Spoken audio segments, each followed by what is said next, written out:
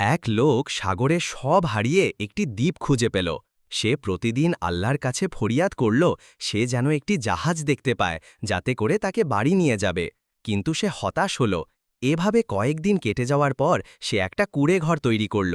সেটাও কিছুদিন পর এক বজ্রপাতে পুড়ে গিয়ে শেষ হল।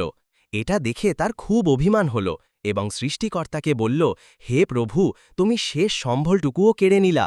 পরে সে অভিমানে আত্মহত্যা করতে সাগরের মাঝে চলে গেল। এরপর মৃত্যুপ্রায় অবস্থায় একটা জাহাজ এসে তাকে উদ্ধার করল আর বলল, আমরা ওই দ্বীপে ধোঁয়া দেখে আপনাকে উদ্ধার করতে এসেছি। অতএব এ গল্পটি দিয়ে শিক্ষণীয় হল, আল্লাহ যা করে তার বান্দার মঙ্গলের জন্যই করে।